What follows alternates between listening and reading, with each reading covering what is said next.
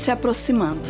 Muitas festas, planos com a família, mas também aquele sentimento de que algo novo está por vir. Vamos confessar que todo ano é assim.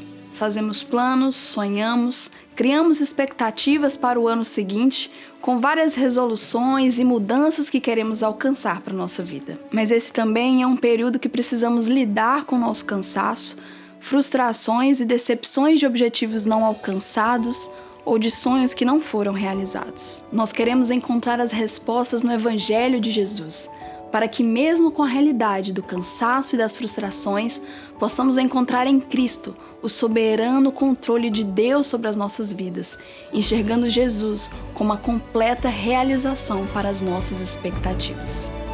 Essa foi a primeira que eu lancei, hein? O Agora. Onde vai toda essa pressa que te leva a não ver o que está perto, mas tão longe de você? Paparapapara,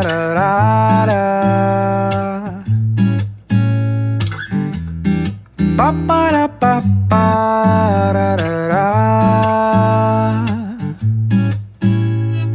Onde vai toda essa impaciência que te empurra pro amanhã, que aponta pra um destino, mas esquece do agora?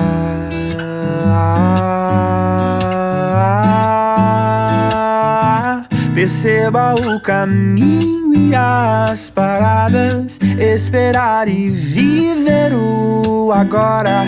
Um dia a chuva rega nossa rua, no outro o sol pinta a alvorada. Perceba o caminho e as paradas, esperar e viver o agora. Um dia a chuva rega nossa rua, no outro o sol pinta a alvorada. Yeah, yeah, yeah, yeah, yeah, yeah.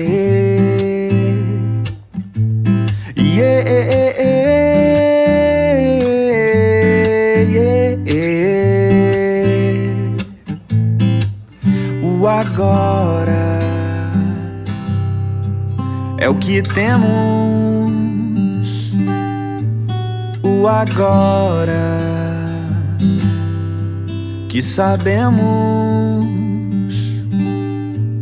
O agora que é tão bom e bonito quando se presta atenção. Perceba o caminho e as paradas, esperar e viver o agora. Um dia a chuva rega nossa rua, no outro o sol pinta a alvorada. Perceba o caminho e as paradas, esperar e viver o agora. Um dia a chuva rega nossa rua, no outro o sol pinta a alvorada. Yeah, yeah, yeah, yeah, yeah, yeah.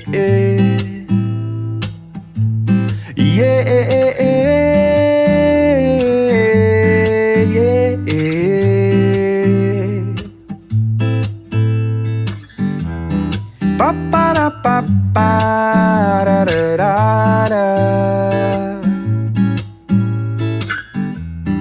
paparapapara, la la la.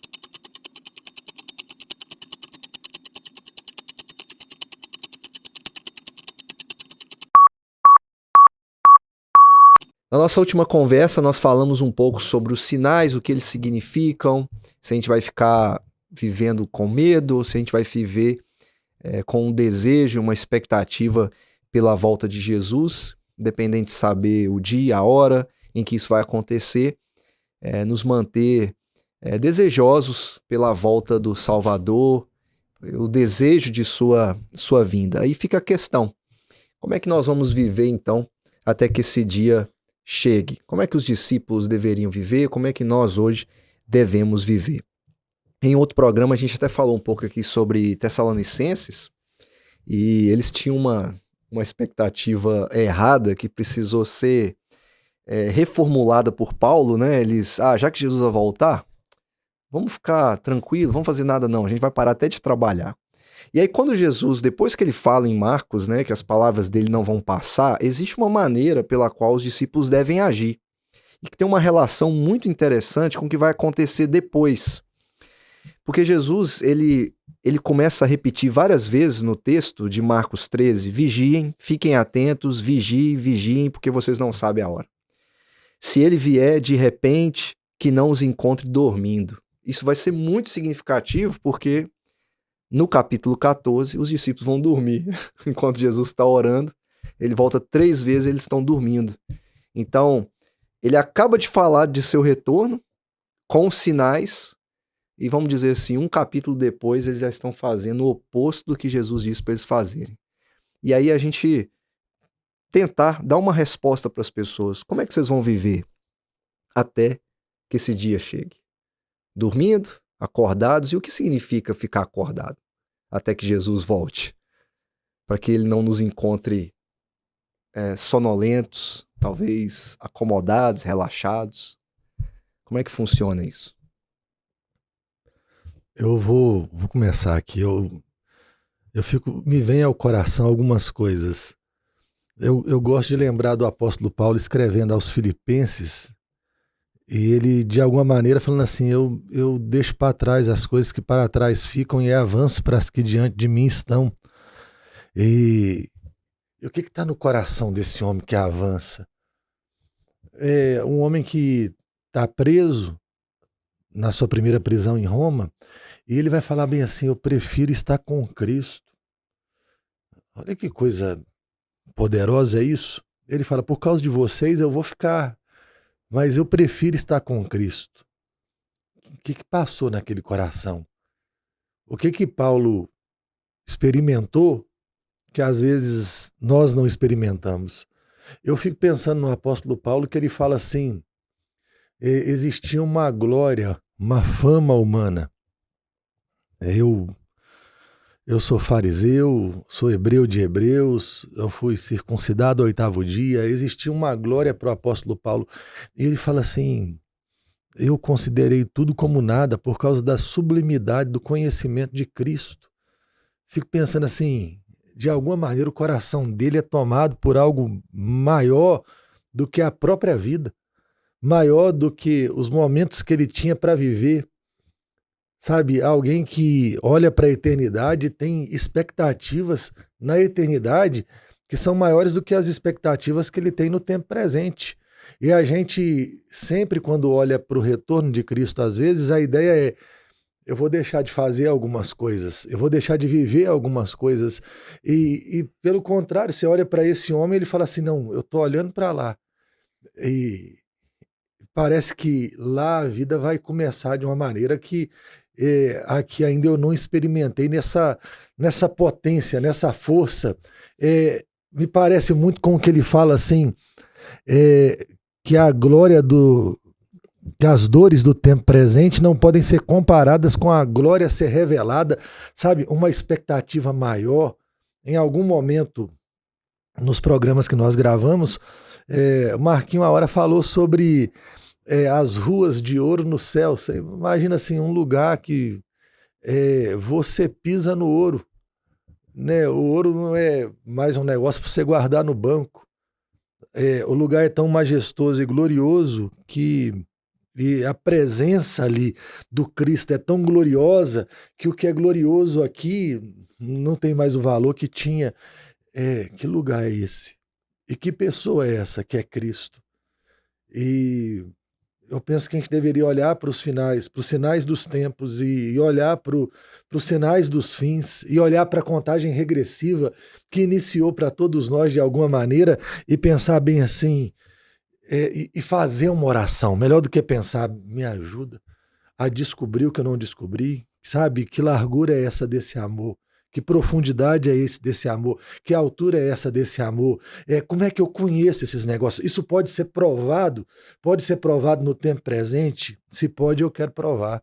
Se pode, eu quero experimentar. Eu não quero ser alguém que tem só um conhecimento racional dessa verdade. Se dá para provar disso de alguma maneira no tempo presente, eu gostaria de experimentar mais de Cristo e desejar. E se a pequena porção que eu experimento aqui é uma pequena, se ainda há algo mais pleno, me deixa ser tocado por isso, de tal maneira que eu viva todos os dias, cada dia, até o último dia, assim, almejando isso de todo o meu coração. Que nada nessa vida me faça desejar aquilo mais do que eu desejo o retorno dele. Eu penso que é uma coisa boa para a gente pensar no dia de hoje.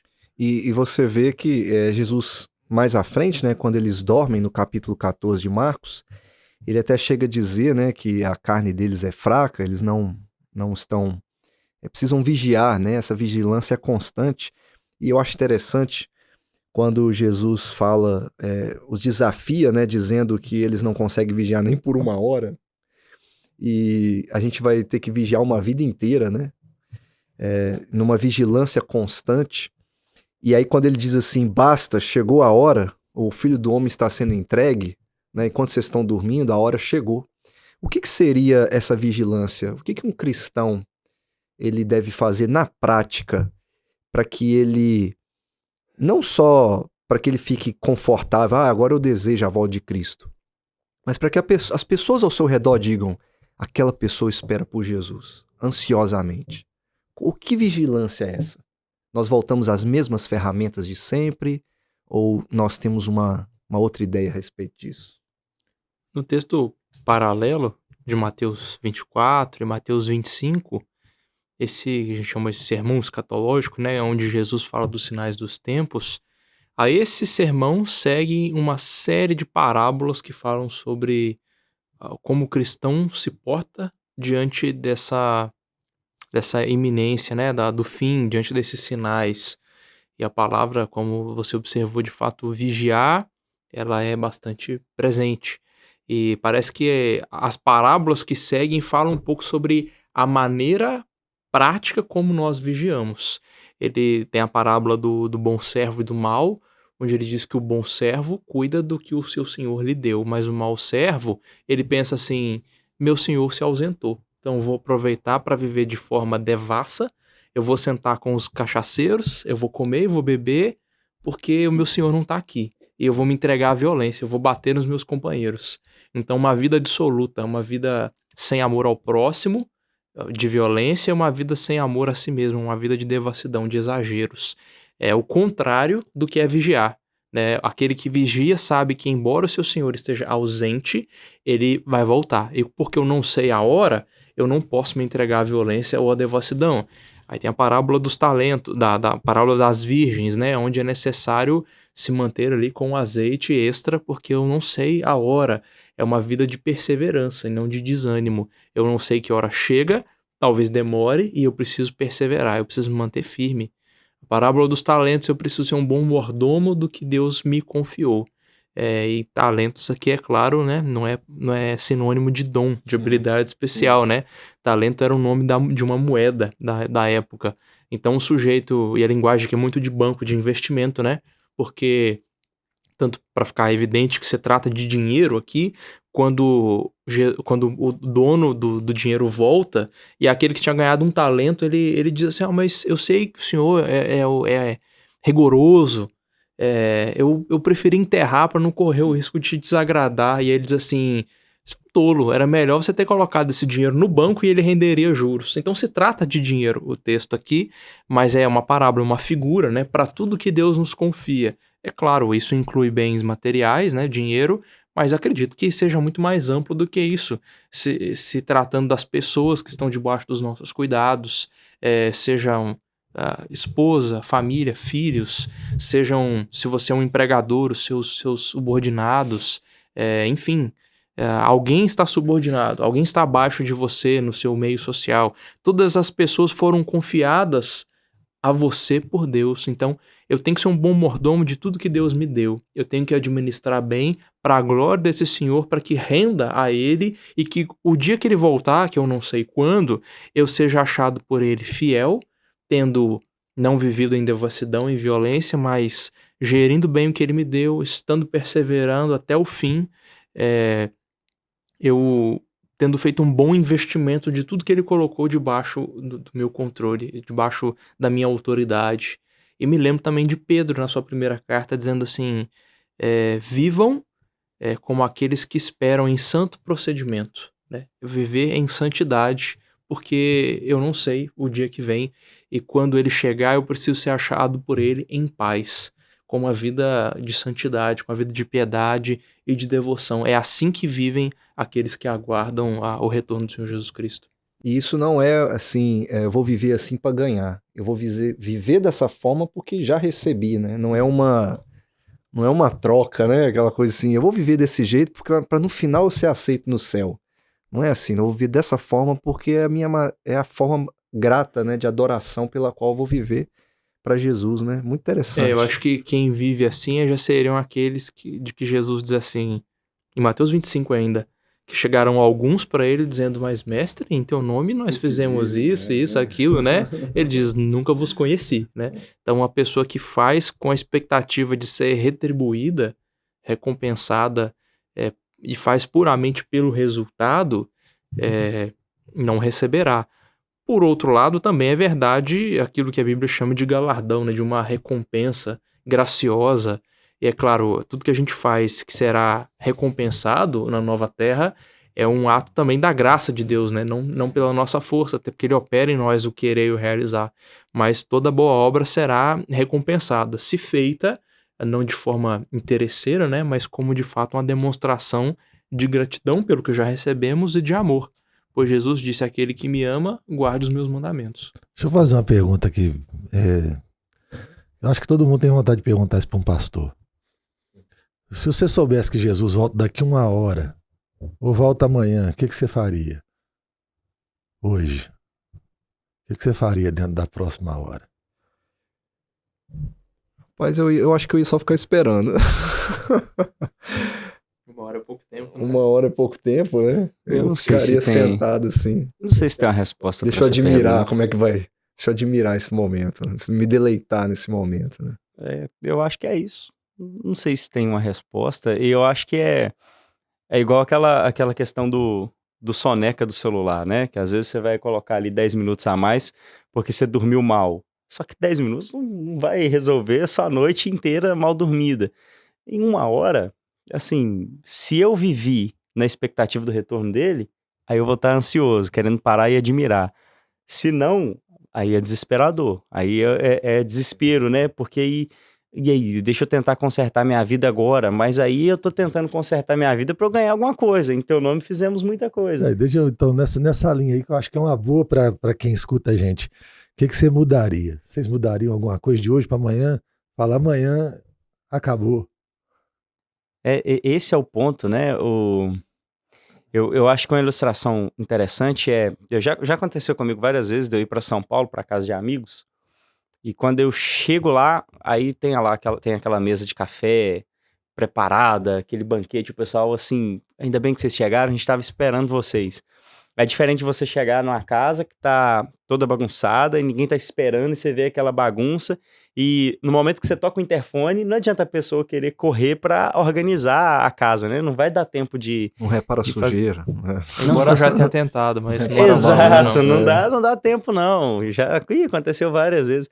Mas então assim, a grande verdade é que essa expectativa, ela não tem que ser regida pelo quanto tempo eu ainda tenho, mas porque eu creio em Cristo, eu sei que Ele vai vir. Porque pode ser que Ele não venha ao meu encontro primeiro, mas que Ele me leve antes disso.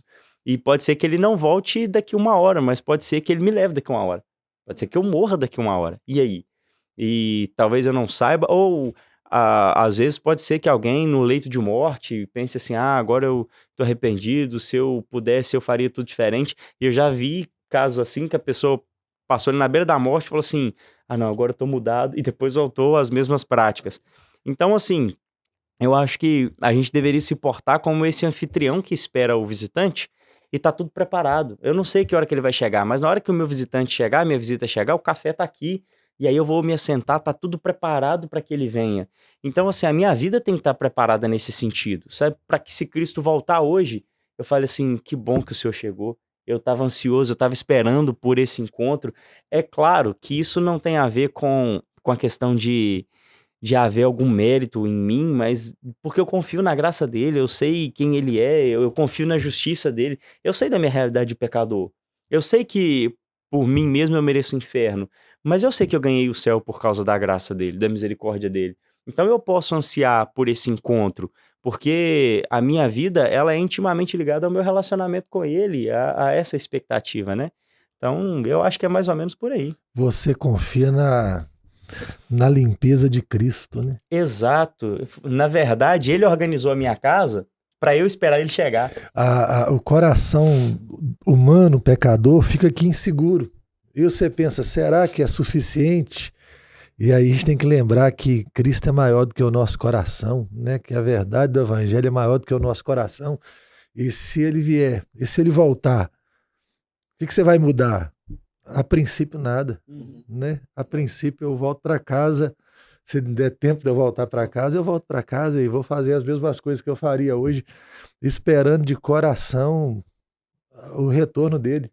Eu penso que é isso. É alguém que não vai confiar amanhã, que confiou todos os dias e sabe que não vai chegar em lugar nenhum pelos méritos próprios, mas por causa de Cristo, né, do que Cristo fez. E se eu entendo que eu tenho que chegar em casa e mudar alguma coisa por causa da iminência dele voltar em 1 hora, então eu tenho que mudar alguma coisa mesmo. Porque tem uma coisa errada. Tem alguma coisa que está fora do lugar e eu preciso chegar em casa e pedir a Deus graça para isso. Porque quando você para pensar, você fala assim, não, isso aqui na minha vida tá errado, eu tinha que mudar isso aqui ou aquilo ali. Cara, então muda. Você precisa mudar, mas não porque Cristo pode voltar daqui 1 hora, mas porque volte ele ou você morra. Rapaz, se tem alguma coisa que Deus não se agrada, então ele quer que você mude isso. É o que a gente falou em outro programa acerca da santidade. E essa perspectiva do, não, eu só mudaria se eu soubesse que ele tá voltando em algum momento, ou aqui ou daqui a pouco, em teu nome fizemos muitas coisas. Mas é curioso que quando Jesus fala, eu nunca vos conheci, esse verbo conhecer do grego, ele é de um relacionamento íntimo. Tanto que em alguns lugares das escrituras ele é usado para um relacionamento entre marido e mulher. Fulano conheceu Beltrano e nasceu Ciclano. É o conhecimento mais íntimo e profundo que 2 pessoas podem ter, que é esse conhecimento dentro do casamento. Então o que Jesus quer dizer quando ele fala, eu nunca vos conheci? Eu nunca me relacionei com vocês. Nunca houve um relacionamento íntimo, profundo. Foi sempre algo superficial, uma religiosidade vazia. Nunca houve um relacionamento de fato. Eu nunca fiz parte da vida de vocês de fato.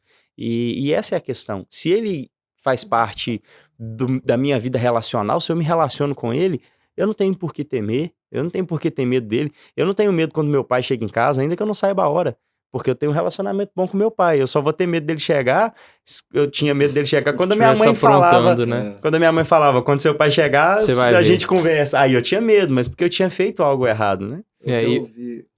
E os sinais dos tempos são exatamente para que todos se corrijam, né, e se mantenham dessa forma. E é interessante que cada geração assiste, presencia esses sinais, né? Acho que a melhor leitura de Mateus 24, Marcos 13 é entender que esses sinais eles estão presentes em todo esse período entre a primeira vinda de Cristo e a próxima, né? E a segunda vinda. Então, nestes últimos dias que nós estamos vivendo, toda geração presencia esses sinais e toda geração é chamada a se converter, a acertar as contas com Deus, a se reconciliar com ele por meio de Cristo, porque na nossa geração ele pode vir. A gente às vezes entende mal essa ideia da iminência da volta, achando que ele pode voltar agora, amanhã, pode voltar daqui a 2 minutos, mas a ideia é que cada geração, a nossa geração pode ser a última. Então a minha geração, eu preciso estar em dia, eu preciso estar Kelly, reconciliado com Deus. Deixa eu pegar uma carona na sua explicação aí e aumentar a pergunta.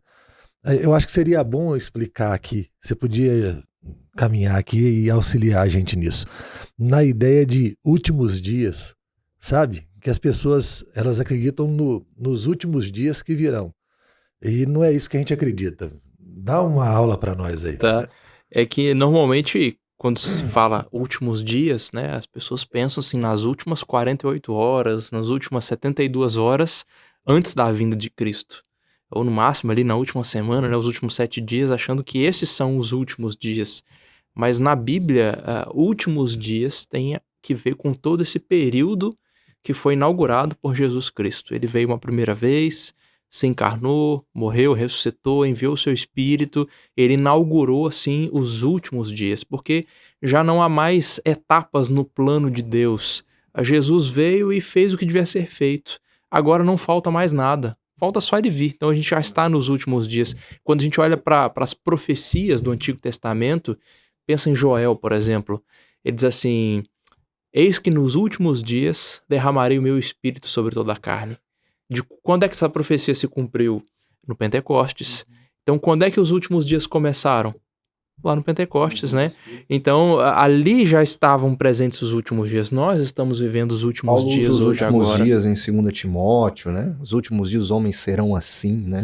Não, e tem uma coisa então assim muito boa da gente deixar claro aqui com relação à nossa compreensão das Escrituras.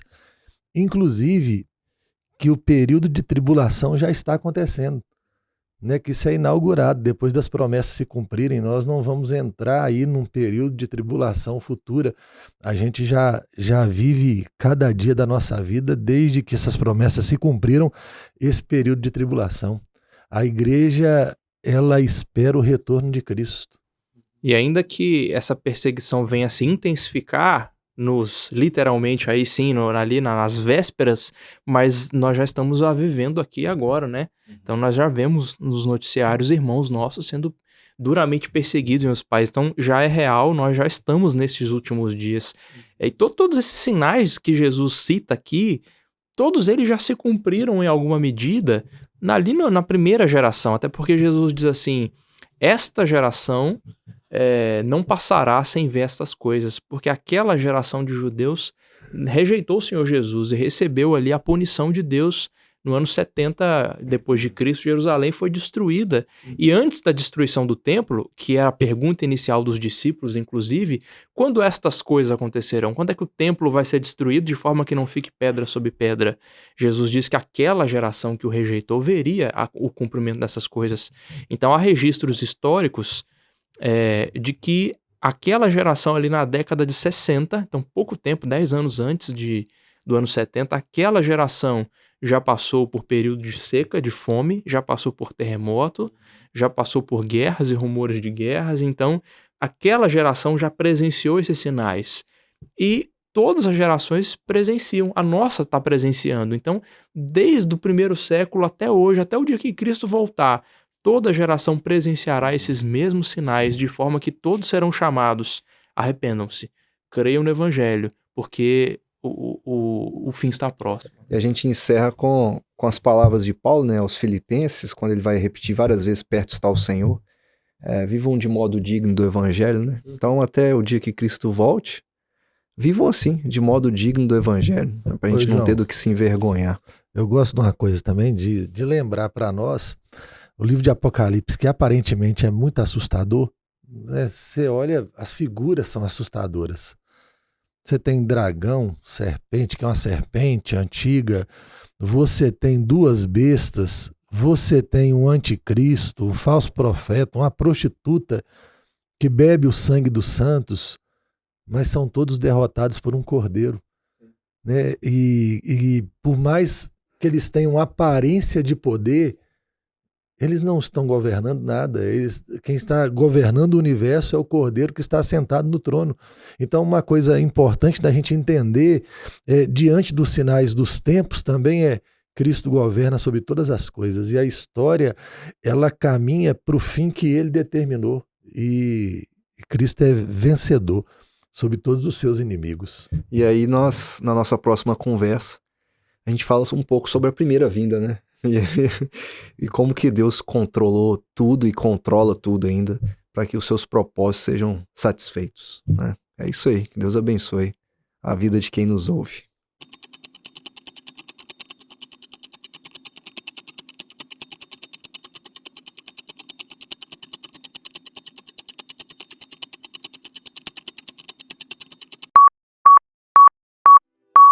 Você deseja entrar em contato conosco? Nos enviar um pedido de oração ou pedir por ajuda? Basta enviar uma mensagem para o número que está aparecendo na sua tela.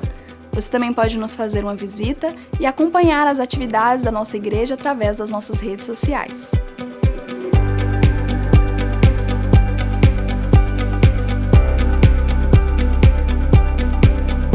Eu quero agradecer a você pela sua companhia durante todo o nosso programa. O seu apoio, a sua oração é muito importante para nós continuarmos esse trabalho que visa abençoar a sua vida com a palavra de Deus. Você pode nos assistir todos os sábados às 12h30 e também às 21 horas, seja pela TV aberta ou pelo nosso canal no YouTube.